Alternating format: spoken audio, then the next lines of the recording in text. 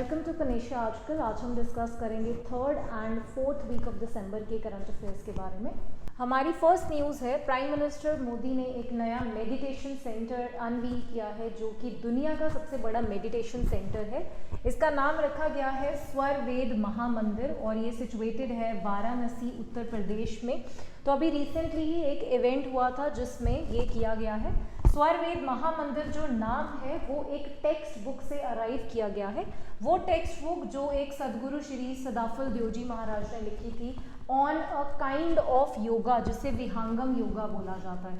तो जिस बुक में, जिस टेक्स्ट में उन्होंने विहंगम योगा के बारे में लिखा था, उस बुक को हम स्वर वेद के नाम से जानते हैं। तो ये एक ऐसी बिल्डिंग यहाँ पर बनाई गई है, आप देख सकते हैं पिक्चर में भी। देयर आर 20,000 डिवोटीज जो एक टाइम पे यहाँ पर मेडिटेशन में इन्वॉल्व हो सकते हैं। Next we have Surat diamond bourse inaugurated by prime minister Modi. तो अभी रिसेंटली ही प्राइम मिनिस्टर गुजरात भी गए थे और उत्तर प्रदेश भी गए थे। तो गुजरात में एक नई बिल्डिंग बनी है जो कि अब तक की सबसे बड़ी ऑफिस बिल्डिंग के कंपार्टमेंट्स को ओवरटेक करने वाली है। अब तक की जो सबसे बड़ी बिल्डिंग थी दैट वाज पेंटागन, तो उसको रिप्लेस करके ये जो गोल्डन बॉर्स है, ये जो डायमंड बॉर्स है, ये दुनिया की सबसे बड़ी ऑफिस कॉम्प्लेक्स बन गई है। इसका जो एरिया है that is 6.7 million square feet और इसको बनाने के लिए 32 बिलियन का इन्वेस्टमेंट लगा है। जो पेंटागन है, इससे पहले का जिसके पास वर्ल्ड रिकॉर्ड था, उसका एरिया था 6.5 मिलियन स्क्वायर किलोमीटर। तो कुछ डिफरेंस से ये उसको ओवरटेक करके चली गई है। This is a component of dream city. Dream city is basically Gujarat में एक सिटी बनाई गई थी जो कि डायमंड मैन्युफैक्चरिंग में ही स्पेशलाइज कराने के लिए बनाई गई थी। तो उसके रिलेटेड उस सिटी के ड्रीम प्रोजेक्ट में ही इसका भी इनॉग्रेशन किया गया है। और इसमें 67 lakh square feet of floor space है जहां पे 4500 डायमंड ऑफिसेस को खोला जा सकता है एक ही टाइम पीरियड में। तो उस बिल्डिंग का नाम, उस जगह का नाम और किसको इसने रिप्लेस करके नंबर 1 बना है, वो सब हमने याद रखना है। नेक्स्ट हम बात करते हैं हमारा एक बिल, पोस्ट ऑफिस बिल, जो अभी रिसेंटली पार्लियामेंट में पास हो चुका है, जो कि रिप्लेस करेगा एक ब्रिटिशर्स के टाइम पीरियड का एक एक्ट जो इंडिया में भी काम कर रहा था, जिसका नाम है इंडियन पोस्ट ऑफिस एक्ट 1898। उसको रिप्लेस करके अब हम फॉलो करेंगे पोस्ट ऑफिस बिल 2023। इसमें पोस्ट ऑफिस में जो लोग काम कर चुके हैं उनको कुछ पावर दी गई है कि अगर उनको लगता है कि नेशनल सिक्योरिटी के खिलाफ कोई भी एक उनके पास ऐसा पार्सल आता है तो उनको उसको खोलने का, डिटेन करने का, इन सब चीज़ों के पावर दिए गए हैं, subject to some conditions obviously. तो इससे हमने हमारे जो पोस्ट ऑफिस सिस्टम है उसको स्ट्रेंथन करने की कोशिश करी है। नेक्स्ट हम बात करते हैं टेलीकॉम बिल, जो भी पास कर दिया गया है। इसमें भी गवर्नमेंट अपना कंट्रोल टेलीकॉम सेक्टर में बढ़ाना चाहती है। इसमें सबसे इंपॉर्टेंट बात हुई है स्पेक्ट्रम एलोकेशन के बारे में। स्पेक्ट्रम एक एरिया जो कि दिया जाता है to internet companies, to radio companies, ताकि वो अपना ऑपरेशन चला पाएं। तो अभी रिसेंटली न्यूज़ में आया था कि एक वन वेब नाम की कंपनी है जो इंडिया में सैटेलाइट्स के थ्रू इंटरनेट सर्विस प्रोवाइड कराना चाहती है। अब उस कंपनी को एलोकेशन दिया जाएगा या ऑक्शन किया जाएगा, उस बात में एक मुद्दा चल रहा है। तो ऐसे गवर्नमेंट जो है वो टेलीकॉम सेक्टर में कंट्रोल बढ़ाने के लिए उसने ये बिल पास किया है। नेक्स्ट हम बात करेंगे, चाइना ने एक अंडरग्राउंड फिजिक्स लेबोरेटरी बनानी शुरू की थी जिसका अभी ऑपरेशन फाइनली इनिशिएट हो चुका है। तो आइए जानते हैं उस लेबोरेटरी के बारे में। उसका नाम है डर्फ, DURF, जिसकी फुल फॉर्म रहेगी deep underground ultra low radiation background facility for frontier physics experiment. और ये हमारे अर्थ के सरफेस से 2400 मीटर्स नीचे जाकर एक फिजिक्स लैब बनाई गई है जो कि स्टडी करेगी किस चीज़ के बारे में, डार्क मैटर के बारे में। दुनिया में साइंटिस्ट ये बात करते हैं कि हमें सिर्फ 5% चीज़ें ही विजिबल दिखती हैं, rest of the universe is dark matter. Dark matter का यहाँ पे मतलब है ऐसी चीज़ें जिनसे ना तो लाइट क्रॉस करती है और ना ही वो इलेक्ट्रोमैग्नेटिक फील्ड के दायरे में आते हैं। तो उस डार्क मैटर की स्टडी करने के लिए इस फिजिक्स लैब में काम किया जाएगा। नेक्स्ट हम बात करते हैं, भूटान ने एक सिटी प्लान की है जो कि ग्रीन सिटी होगी और वो हमारे असम के बॉर्डर के काफ़ी पास में ही उस सिटी को बनाया जाएगा। इस इंटरनेशनल जो सिटी है इसका नाम रखा गया है Gelephu. Gelephu is the name that has been given to this particular city. और इस सिटी का जो इनॉग्रेशन है, जो आइडिया है, वो भूटान के किंग जिग्मे नेमग्याल इन्होंने दिया है। और ये जो सिटी है 1000 स्क्वायर किलोमीटर के एरिया में along with the border of Assam यहाँ पे स्ट्रेच करेगी। तो ये आप एरिया दे सकते हो, दिस इज असम। तो उसके बिल्कुल बॉर्डर पर इस सिटी को डेवलप किया जाएगा। तो नाम हमें पता होना चाहिए और कंट्री का हमें पता होना चाहिए।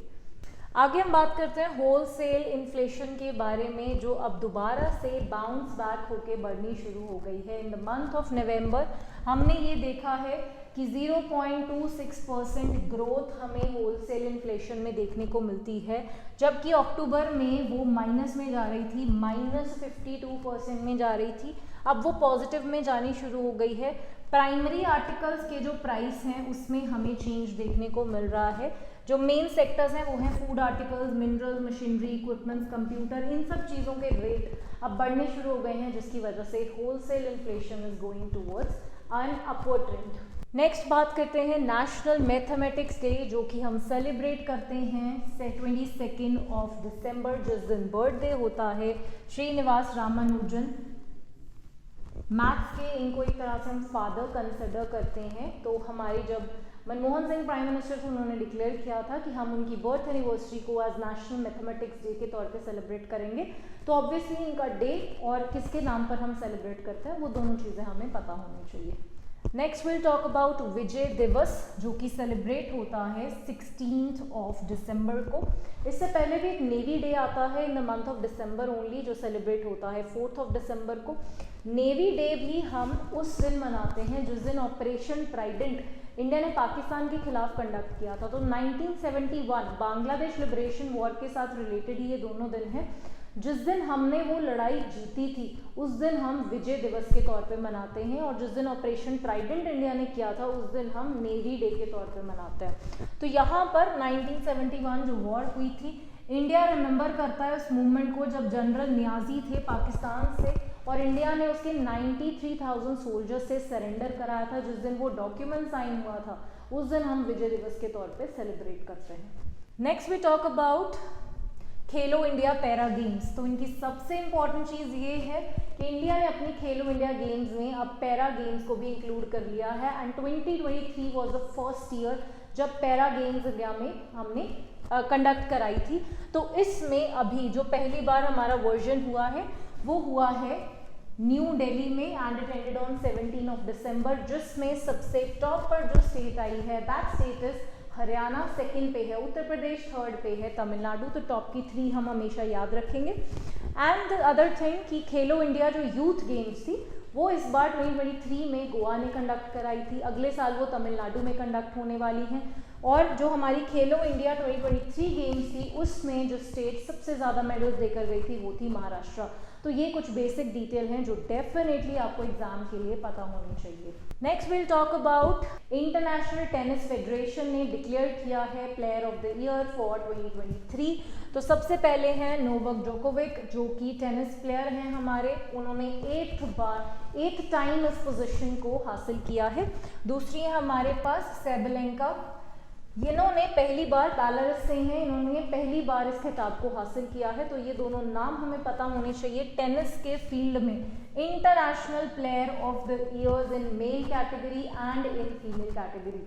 Next will talk about Indian government ने हमें एक ऑनलाइन थ्रेट के बारे में अभी बताया था जिसका नाम है स्मिशिंग थ्रेट। स्मिशिंग थ्रेट में आपको एक मैसेज दिया जाएगा, जो मैसेज ऐसे आपको लगेगा कि आपके बैंक से, आपकी या फिर इंश्योरेंस कंपनी से, किसी ऐसी रिप्यूटेड ऑर्गेनाइजेशन से जिसके साथ आपका कांटेक्ट होता रहता है, वहाँ से आपको एक मैसेज आया जिसमें एक लिंक दिया होगा। अगर आप वो लिंक ओपन करेंगे और उसमें मौजूदा जो इन्फॉर्मेशन है आपसे मांगी जाती है अगर आप भर देते हैं तो आपकी सारी पर्सनल इन्फॉर्मेशन ब्रीच हो सकती है। So you should be careful. अगर आपको कोई भी ऐसा लिंक आता है, you are not suppose to click that link and you are not supposed to give your information about that link। और अगर आपके साथ कुछ ऐसा हो जाता है you are supposed to dial 1930 और इससे आपका प्रॉब्लम सॉल्व हो जाएगा। Next will talk about India ने एक पहला fastest solar electric boat India से लॉन्च किया है, बाराकुडा उसका नाम रखा गया है हमने। तो इंडिया ने बाराकुडा अनवील किया है, फास्टेस्ट सोलर इलेक्ट्रिक बोट है जो कि नावागाथी यार्ड इन अलापुजा से हमने इनॉग्रेट किया है। This is the boat, you can see in the picture.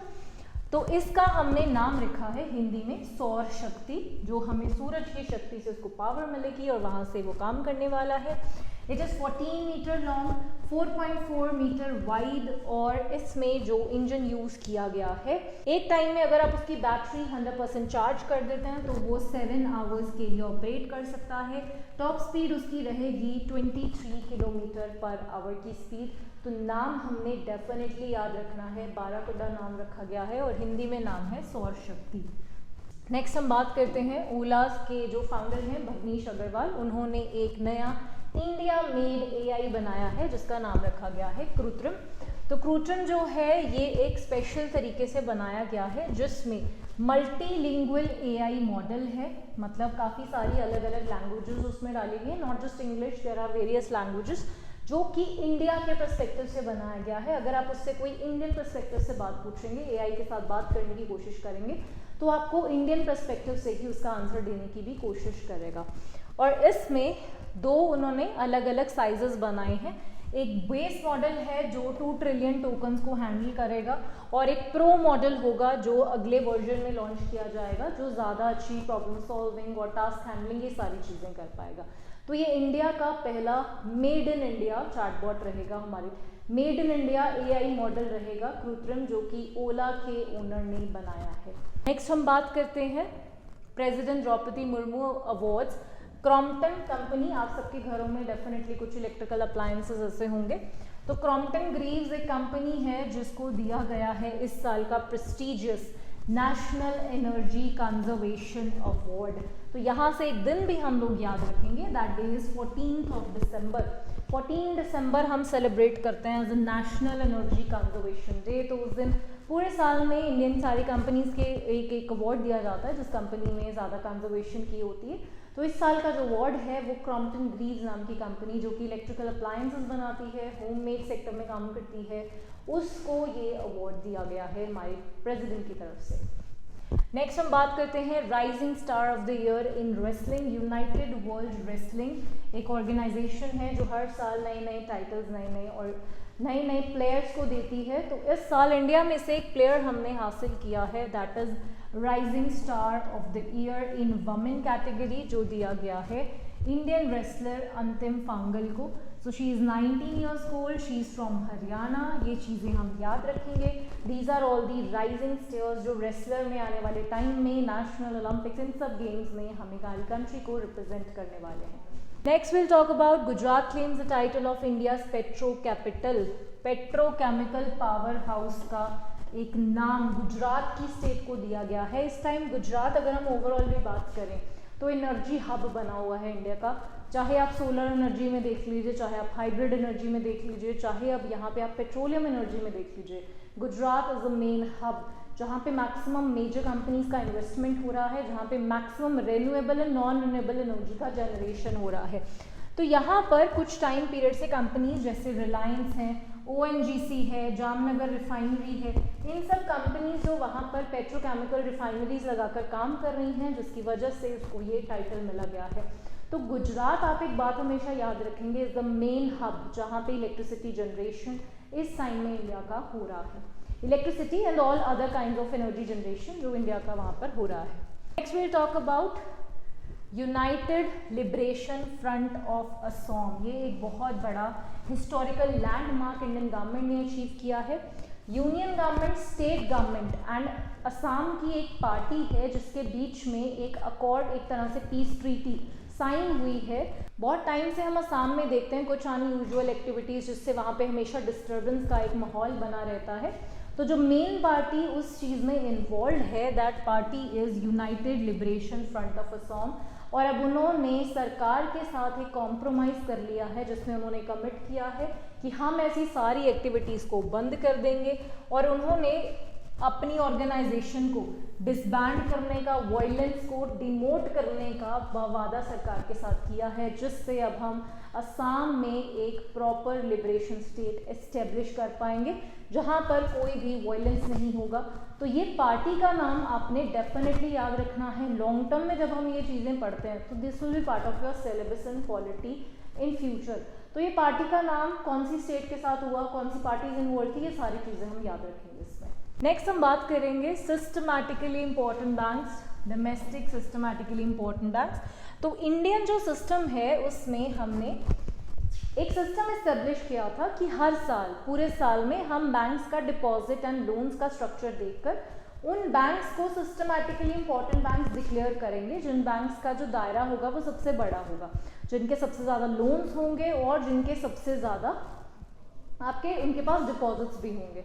तो उन बैंक्स को डिक्लेयर किया जाता है सिस्टमैटिकली इंपॉर्टेंट बैंक्स। तो उनको हमेशा बोला जाता है कि आप अपने पास रिजर्व में ज़्यादा पैसा रखेंगे क्योंकि आपका रिस्क फैक्टर ज़्यादा है। तो अगर वो बैंक्स फेल होते हैं तो ये माना जाता है कि उससे पूरी इकोनॉमी में एक रिपल इफेक्ट जाएगा। तो उसको सेव करने के लिए पहले ही उनको ज़्यादा रिजर्व करने के लिए बोल दिया जाता है। तो इस साल कौन से वो बैंक्स हैं जिनको सिस्टमैटिकली इंपॉर्टेंट बैंक्स डिक्लेयर किया गया है? तो उस बैंक का state bank of India, HDFC bank and ICICI bank. पिछली टर्म में भी यही 3 बैंक थे और इस साल भी इन्हीं 3 बैंक्स को डिक्लेयर किया गया है। और इनका जो एक्स्ट्रा बफर होगा वो उनको बनाना पड़ेगा इस साल की जनवरी से अगले साल के अप्रैल तक। वो अपना एक्स्ट्रा बफर जो होगा उसको मेंटेन करेंगे अपना रिस्क कवर करने के लिए। नेक्स्ट हम बात करते हैं सेंट्रल इंडस्ट्रियल सिक्योरिटी फोर्स के बारे में, जिससे पहली बार वमेन डायरेक्टर जनरल को अपॉइंट किया गया है। नीना सिंह अब तक वहां पर एक काफ़ी हाई पोजीशन पर काम कर रही थी, अब अपग्रेड करके प्रमोट करके उनको director general of CISF declare कर दिया गया है। So this is a big achievement for India. एक ऐसी मेल डोमिनेंट आर्म्ड फोर्सेस जिसमें हमेशा ये माना जाता है कि आज तक सिर्फ मेल डोमिनेट करता है, उसमें पहली बार एक फीमेल DG को अपॉइंट किया गया है जिनका नाम है नीना सिंह। इसी के साथ एक और अपॉइंटमेंट है राहुल रसगोत्रा, इनको अपॉइंट किया है new director general of Indo Tibetan border police. तो ये भी हमारी एक CRP फोर्स होती है रिजर्व पुलिस फोर्स में ही। तो ये भी हमारी एक पैरामिलिट्री फोर्स है जिसमें अलग अलग हमारे पास कैटेगरीज आती हैं। तो ये industrial force and Indo Tibetan border police, ये दोनों उसी का पार्ट हैं। तो इन दोनों के नए डायरेक्टर जनरल अपॉइंट किए गए हैं, Rahul Rastoga for Indo Tibetan border police and Neena Singh for central industrial security force. Next हम बात करेंगे ministry of home affairs again, जिसने मुस्लिम लीग जम्मू कश्मीर का एक फैक्शन है जिसका नाम है मसारत आलम फैक्शन, उसको अनलॉफुल डिक्लेयर कर दिया है फॉर कमिंग 5 years। इंडिया का एक एक्ट है अनलॉफुल एक्टिविटीज़ प्रिवेंशन एक्ट, जिसमें अगर कोई भी गवर्नमेंट, अगर कोई भी ऑर्गेनाइजेशन या कोई भी पर्सन कोई टेररिज्म प्रमोटिंग एक्टिविटीज़ करता है, कोई भी ऐसे हथियार एक्वायर करने की कोशिश करता है, एंटी गवर्नमेंट सेंटिमेंट्स को प्रेजेंट करता है, ऐसे वायलेंस करने की कोशिश करता है, तो ऐसी ऑर्गेनाइजेशन या इंडिविजुअल को इस लॉ के तहत, इस एक्ट के तहत अनलॉफुल डिक्लेयर किया जा सकता है। तो एक ऐसी ही ऑर्गेनाइजेशन जम्मू कश्मीर में काम करती थी, मसारत आलम फैक्शन उसका नाम है, जिसको डिक्लेयर कर दिया गया है unlawful for 5 years under this act. तो ये बात हम याद रखेंगे। पिछले साल भी एक ऐसी ऑर्गेनाइजेशन थी पीपल्स फ्रंट ऑफ इंडिया, जिसको अनलॉफुल डिक्लेयर किया गया था। कुछ ऐसे इंडिविजुअल्स भी होते हैं जिनको टेररिस्ट एक्टिविटीज़ के लिए इस एक्ट के तहत अनलॉफुल डिक्लेयर कर दिया जाता है। तो ये एक्ट के बारे में हमें पता होना चाहिए और ऐसी ऑर्गेनाइजेशन के बारे में भी हमें डेफिनेटली पता होना चाहिए। आगे हम बात करेंगे अयोध्या। अयोध्या में काफ़ी सारे बड़े बड़े हिस्टोरिकल चेंजेस हम देख रहे हैं। सबसे पहले तो अयोध्या रेलवे स्टेशन का नाम चेंज करके उसको रख दिया गया है अयोध्या धाम। और दूसरी चीज़, अयोध्या एयरपोर्ट जो अभी हमारे प्राइम मिनिस्टर ने इनॉग्रेट किया है, वो आजकल बहुत न्यूज़ में भी चल रहा है। तो ये पहली बात तो इंटरनेशनल एयरपोर्ट होगा। पहले इसका नाम जो सोचा गया था वो सोचा गया था मर्यादा पुरुषोत्तम श्री राम एयरपोर्ट। अब जो फाइनली इसका नाम फाइनलाइज किया गया है that is Maharshi Valmiki airport, और इसी नाम से इसका इनॉग्रेशन अब फॉर्मली हो चुका है।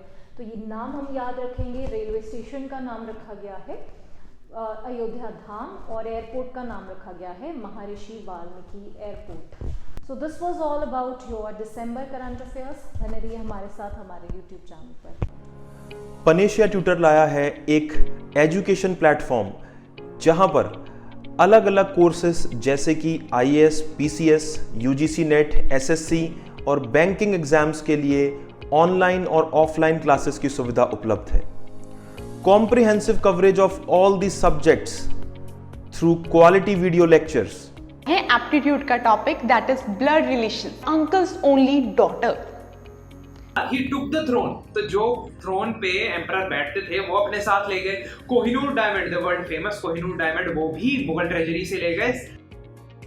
फिर आया इकोनॉमिक प्रैग्मेटिज्म, यानी कि चाहे हमारे आपसे झगड़ा भी है तो भी हम आपसे व्यापार कर रहे हैं। जैसे चाइना है, हमारा झगड़ा होते हुए भी हम उससे व्यापार कर रहे हैं। PDF नोट्स और उनसे जुड़े हुए रेलेवेंट MCQs, साथ ही साथ कॉम्प्रिहेंसिव मॉक टेस्ट्स।